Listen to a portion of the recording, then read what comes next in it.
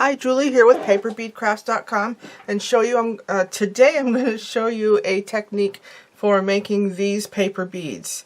And these are also similar, done with a similar technique, but instead of using the fine tip markers for the white part like on these, I used the regular old Sharpie, and the same with these. But I'm going to go ahead and show the technique, and well, anyway, let's get started. Okay, first off, I used cardstock for all these beads, and I used Sharpies. Of course, as you can see with these, I used purple, red, and blue. You can do whatever color you want. It's the technique that I'm actually showing you today. And what you're going to need for this particular technique are the Sharpie brush, as well as the Sharpie permanent marker ultra fine point. That's what you're going to need. And I have already done a bead sheet for the green ones using this color green, and I'll show you what that looks like. Basically what it is, it's an 8.5 by 11 sheet of white cardstock that I just drew the green lines 1/8 of an inch apart. That's all I did, is I filled the whole page with these little stripes. And then the next part for making the stripe in the middle is I actually go ahead and at this point I cut these into strips, and I'll show you what I do next.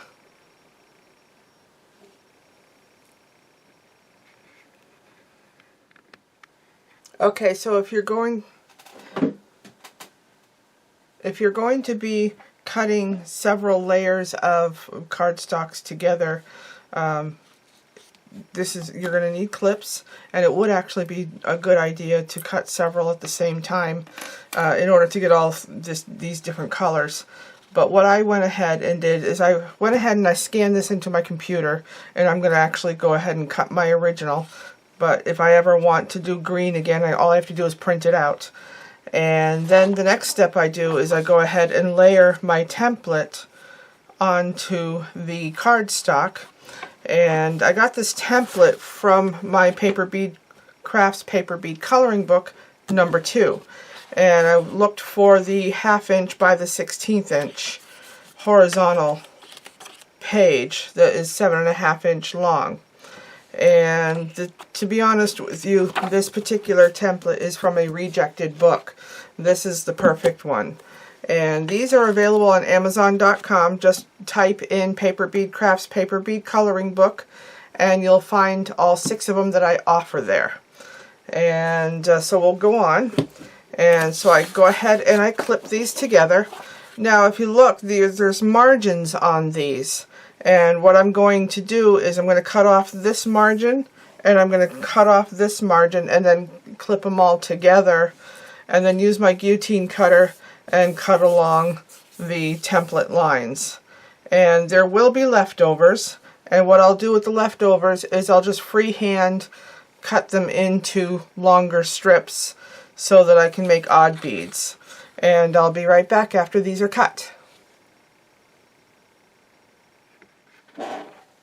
Okay, so I have the margins cut off, I have it layered with my cardstock, and I have it clipped together. And my next step on this is to go ahead and cut this off, but as I cut it off, I'm going to go ahead and do tapered strips to make nice long strips here. And then the next step is, I do actually have enough here on this bottom end to do another 1/2 inch wide bead, so I'm just going to go ahead and make sure that I do get my 1/16 at one end and 1/2 inch at the other on this side. And I believe I can do the same thing on this side as well. I have enough here to do another 1/2 inch by 1/16, so I'll get 2 extra beads that is actually laid on this template. Okay, and I'll be right back after these are cut and the whole sheet is cut. Okay, so I have all my strips cut, ready to go, and I want to show you the difference in the thickness.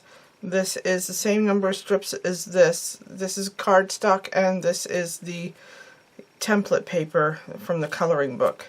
And I'll use those in another project later on. Okay, for now, what I'm going to show you how to do is how I colored these to make them look like this. So I'm going to pull out my scrap paper here so I don't mess up my work surface. I'm going to go ahead and take off the clip here and grab a green, and you can do these one at a time if you want to, which I tend to do quite a bit, but I'm actually, hold on, I'm going to show you a little bit of a tip. You don't have to do all of them at the same time if you want to, but you want to make sure that they're all going in the same direction. Do several at a time. Okay, and I didn't make sure that they were all going the same time, same way at the same time. But anyway, let's go ahead and put these together. And I skipped one. Here we go. They should all go in the same direction because of the treatment that I'm going to do for it. Okay, so if you notice on these beads, they have the center strip down the middle, and then on the inside they're also painted or colored red.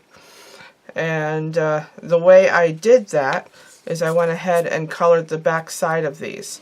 So what I'm going to do is I'm going to clip these together at this end so that they stay together, and I just kind of hold it down like that and put this up on the side and start painting about 1/2 to 3/4 of an inch just on the sides, because that's what's going to show. And you want to do that to all of the sides.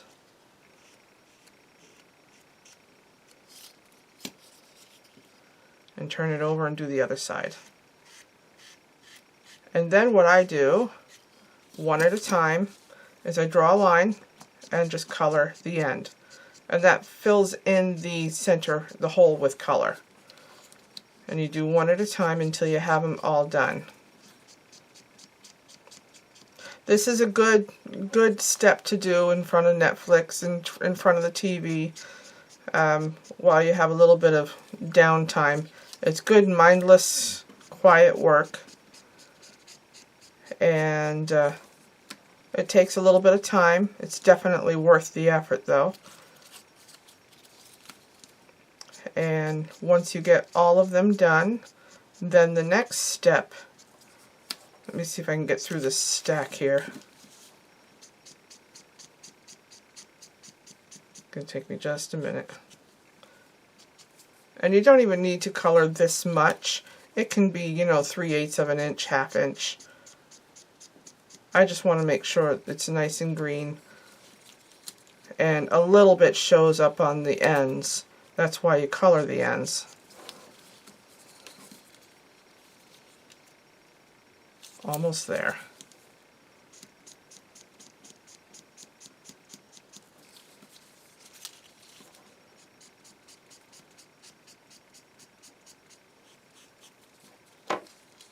And one more for this set.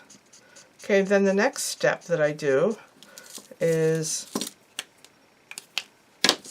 I take the clip off this end, line them back up, and I go ahead and I clip this end. Keep them all together. And I flip it over so that the stripes are facing up. And I already know in advance that it takes about 1 1/8 inches or so to go all the way around my bead. And that's really as far as you want to go. You can eyeball it a little bit, go, no more than 2 inches, and just start coloring, filling it all in. Of course, start with your sides to get all those done. And you want to make sure you have a stopping point for all of them. Go ahead and color your ends. And I generally do actually the whole stack at the same time, but for the video's sake, to save a little bit of time, we're going to just do a few. Alright, so then what you do with this, you do the same thing that you did with the back, the underside or the other end. You just start pulling them up one at a time and coloring them.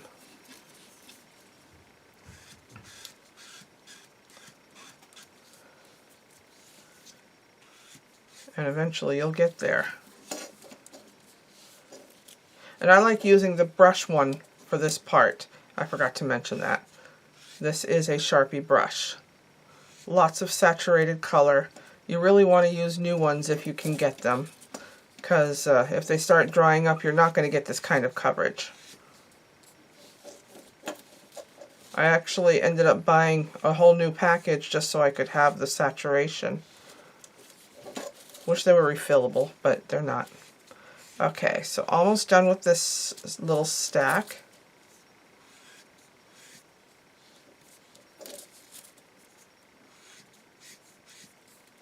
And then the next step is to go ahead and roll them up, and you've seen me do that before, and I'll be right back.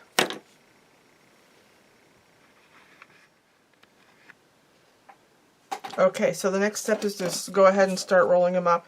You can use whatever paper bead rollers you want to use for the effect that you want, but for all of these and all of these, I actually did go ahead and use my 5/64. And I use regular old white PVA glue. Any PVA glue will work. Take off the clip and make sure that the design is away from you. Double check your edges. You might need to touch up the tip a little bit. Just do that with your marker. That looks pretty good. Okay, and then you just roll it up.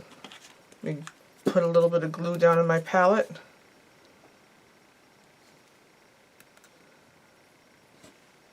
Just a little bit. And then just slide the end. Make sure that the solid is facing you. And roll away. And I like to make sure I center these.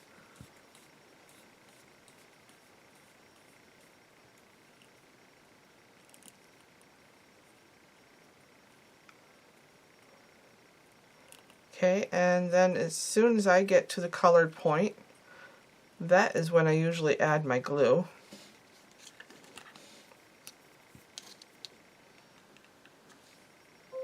And put that right on the end, just like that. And this is, sometimes I put too much glue on, so I just brush it off like that. And that keeps the glue from getting smeared all over the bead. Sometimes I don't like it to get smeared all over the bead. Okay. And that is it for rolling it up. And they look like that, except they're green. Okay, and that is it for today's technique. And hopefully in the near future I'll be doing a whole bunch of bead sheet techniques.